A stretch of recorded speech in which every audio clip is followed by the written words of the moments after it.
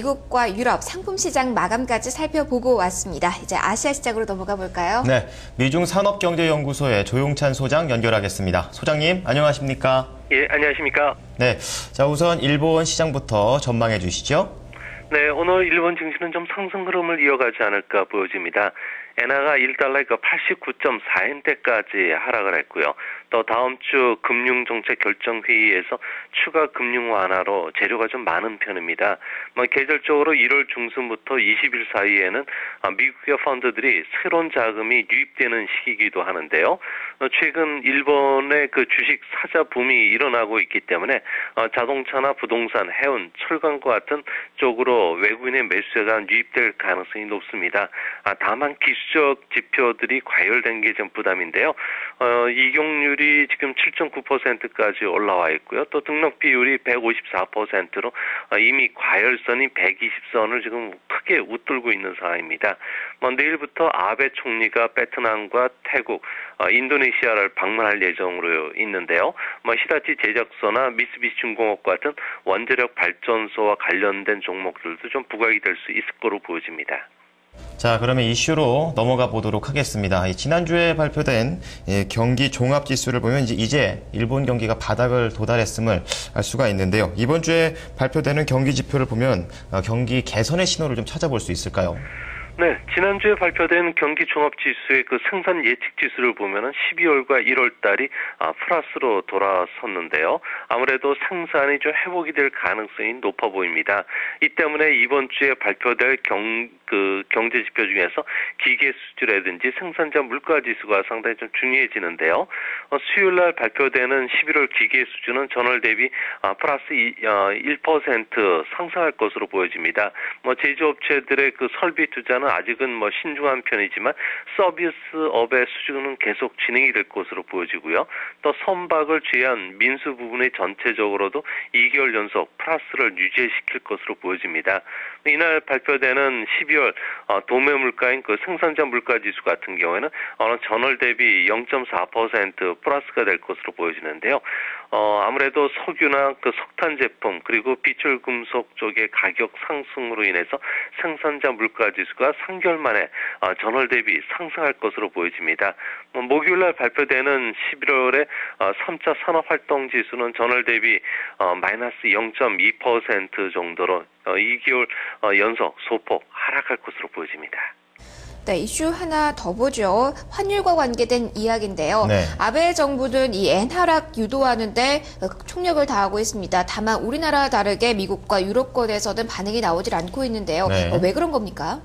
네, 일본 위안시장에서는 엔화 하락 대신에 그 오바마 미 대통령이 추진하는 환태평양 동반자 협정에 일본이 참여하기로 했다거나 일본의 그 정부나 그 민간 펀드들이 미국 연방 채무 한도 인상분에 투자하기로 했다는 루머가 돌기도 하고 있고요. 또 유럽권에서는 아소 재무장관이 유럽 안정 메커니즘에 참여하기로 약속한 거 아니냐는 소문이 있다고 합니다. 어떤 것도 좀 확인된 내용은 아니기 때문에 아무래도 아베 신정권에 대한 축하 선물로 미국과 유로화가 1달러에 90 그리고 1유로에 120엔까지 엔 하락을 용인했다는 분석이 아직까지는 대세인데요. 문제는 어디까지 용인할 것인가 그리고 미국이 지나치다고 여겨서 견제 발언을 언제 할 것이냐는 것입니다. 만약 견제 발언이 나올 경우 엔화는 한순간에 1달러에 5엔 정도가 꺾이게 되고요. 이렇게 되면 니케이 평균 주가는 500엔 정도가 하락할 수 있습니다. 외환 딜러들은 다음 주 월요일과 화요일 날 개최되는 일본은행의 금융정책 결정회의에서 2% 인플레이션 목표가 도입된다면 1달러에 90엔대까지 엔 약세는 진행될 것으로 보고 있는데요. 아무래도 90엔대에 도달할 경우에는 80엔대에서 수출 예약을 해놓은 수출 기업뿐만 아니라 엔화 매도 포지션을 취했던 기관 투자가들이 서둘러 차익을 실현시키기 위해서 포지션 정리에 청산에 나설 가능성이 큰 만큼 아마 다음 주 초가 외환시장의 변곡점이 될 가능성이 높다고 일본 그 외환시장에서는 지금 예측을 하고 있습니다. 네, 외환 시장의 움직임도 계속해서 주목을 해봐야겠네요. 네. 어제 아시아 시장에서는 시선을 사로잡은 쪽이 바로 중국이었습니다. 중국 증시 급등이 나왔는데요. 이 급등을 이끈 재료들 오늘 장에서도 영향 미칠 것으로 보십니까? 오늘까지는 영향을 주지는 못할 것으로 보여집니다. 어제 그 중국 그 증권 당국자 중에서 거순칭 중국 증권감독관리위원회 주석이 홍콩에서 열린 그 아시아 금융 포럼에서 외국인의 주식 투자 비중을 10배 확대시키겠다는 발언이 나왔는데요. 중국에서는 당장 이 한도를 큰 폭으로 늘리는 것이 아니라 5, 6년에 걸쳐서 완만하게 진행되는 만큼 오늘은 아무래도 차익 매물이 출회되지 않을까 보여집니다. 이번 중국 증시 그 상승 랠리를 보면은 긴 양선이 발생한 뒤에는 짧은 기간 조정이 반복적으로 찾아왔던 것도 아무래도 부담이 되지 않을까 보여집니다. 대신 선박이라든지 항공 엔진과 같은 산업 정책이 계속 발표가 되고 있기 때문에 오늘도 정책 수혜주를 찾는 움직임이 좀 활발해지지 않을까 보여집니다. 특히 북경이 지금 심각한 스모그로 인해서 환경 오염 경보가 내려졌고요.